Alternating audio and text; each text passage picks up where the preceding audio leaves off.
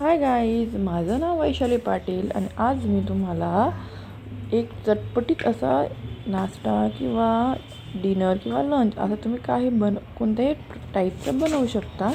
असं मी आलूचे पराठे कसे बनवायचे हे मी तुम्हाला सांगणार आहे. सर्वात आधी पहिले गॅसवर कढाई ठेवायची, त्यानंतर कढाईत थोडं तेल टाकायचं, त्यानंतर थोडं जिरं, मोहरी, थोडं मॅगी मसाला असेल मॅगी मसाला, नाही तर तुमची साधी चटणी असेल तर चटणी, थोडा मसाला असेल वेगळ्या प्रकारचा तोही तुम्ही ॲड करू शकता. आणि त्यानंतर थोडं चवीपुरता तुम्ही थोडंसं मीठ घालू शकता. त्यामध्ये नंतर धने पावडर असेल तुमच्याकडे, तुम्ही त्यात धने पावडरही ॲड करू शकता. आणि त्यानंतर तुम्ही बटाटे, त्या अगोदर पहिले तुम्ही बटाटे हे 3 किंवा 4 प्रेशर कुकरमध्ये टाकून 3 किंवा 4 शिट्ट्या घेऊन घ्यायचं. मस्त मऊसूत असे नरम करून घ्यायचे आणि मग ते या कढाईत टाकायचे आणि मग ते सर्व मिक्स करायचं. ते मिक्स करून घ्यायचं, सगळं एकजीव झालं पाहिजे.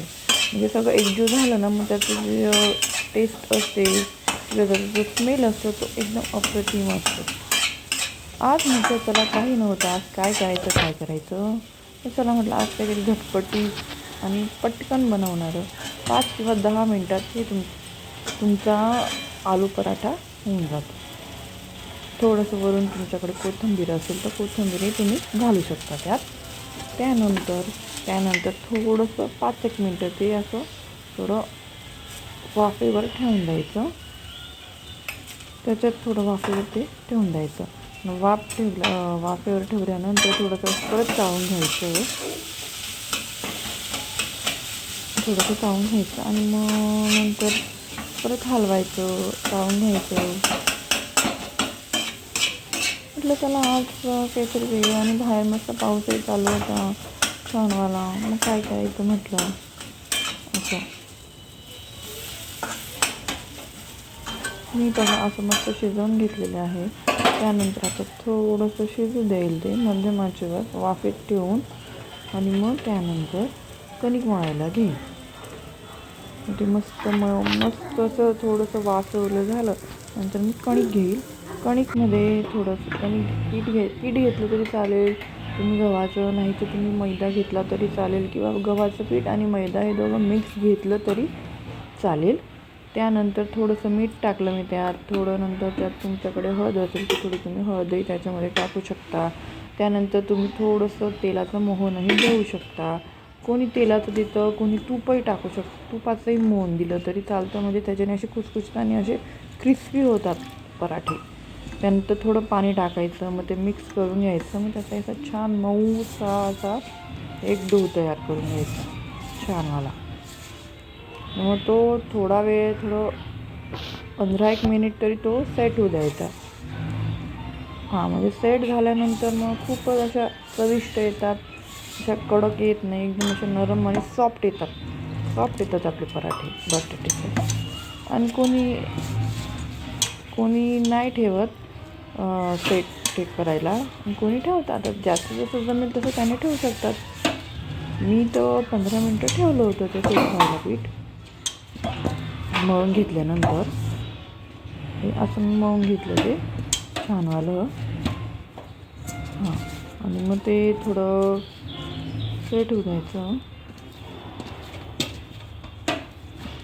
शिव पण आज म्हणत होता, मम्मा मला काहीतरी करून दे, काहीतरी वेगळं दे, चटपटीत दे. म्हटलं चला शिवलाही होऊन जाईल थोडंसं चटपटीत. आणि शिवच्या पप्पांचाही टिफिन होता, म्हटलं टिफिनलाही काहीतरी मस्त चटपटीत होऊन जाईल म्हणून आलू पराठे आणि हिरवी चटणी केली. हिरवी चटणीची रेसिपी मी तुम्हाला नेक्स्ट व्लॉगमध्ये शेअर करून देईन. त्यानंतर थोडं 2 चाळी आपण करणार आहोत. 2 चाळी म्हणजे 2 वेगवेगळे प्रकारचे असे लाटून घ्यायचे. त्यानंतर मग त्याच्यावर सारण भरायचं. आपलं जे आपण बनवलेलं आहे बटाट्याचं ते सारण आहे ते त्याच्यावर भरायचं. जसे आपण पुरणपोळी लाटतो, कोणी 1 चाळी पण करतं, कोणी 2 चाळी पण करतं. पण मी शक्यतो 2 चाळी करते, ते जास्त इझिली पडतं 1 चाळीपेक्षा. 2 चाळीचं कसं असतं ना, की त्याला एक सपोर्ट असतो, ते असं वगैरे लाटताना चिटकत नाही, काही नाही वगैरे, काही होत नाही. आणि एक चाळीचं जर केलं तर ते तुम्ही ते चिटकून जातं, किंवा ते आपण जेव्हा ती पॅनवर टाकतो किंवा तव्यावर टाकतो पराठा, तेव्हा तोही थोडासा चिटकून जातो. त्यामुळे मग मी 2 चाळीस करते. शक्यतो पराठा जर बनवायचा असला तर 2 चाळीस करते, आणि तो एकदम इझिली असतो आणि फास्ट होऊन जातो. किती आपली घाई वगैरे काही असली तरी पण थोडंसं करून घ्यायचं. मग त्यानंतर थोडंसं असं वरून खालून गव्हाचं पीठ टाकून घ्यायचं आणि मग ते लाटून घ्यायचं. हां, मस्त असं बारीकसा पराठा लाटला जातो. असं जाडसर वगैरेही नाही राहत, पण मस्त आपण जसा लाटला तसा लाटला जातो. मग खाली चिटकत वगैरे पण काहीच नाही, आणि बाहेरही नाही निघत ते बरोबर त्याच्या. मस्त होऊन जातो. गॅस लावला आहे मी, तवा ठेवला आहे त्याच्यावर, आणि आता त्याच्यावर हा तवा थोडा तापला का मग त्याच्यावर थोडा हा पराठा शेकून घेऊ. तुम्ही त्या पराठ्याला तेल लावू शकता, वरून तूप लावू शकता, ॲज यू विश, जशी तुमची इच्छा असेल तशी. तर हा पराठा मी थोडा तव्यावर टाकला. हे बघा, बघू शकता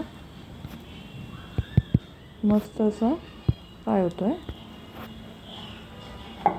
त्यानंतर तो परत मी थोडा उलटं म्हणजे थोडंसं त्या साईडने शेकेल, ह्या साईडने शेकेल, असं मस्त होईल तो.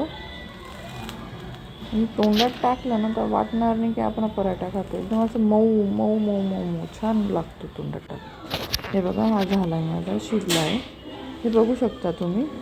हे बघा किती छान लेअर आलेले आहेत बघा. हे बघा, पूर्ण शिजलेला आहे आपला पराठा. तुम्ही असं पूर्ण हातातही गोळा करून घेऊ शकतात. एकदम सुंदर आलेला आहे, चविष्ट झालेला आहे.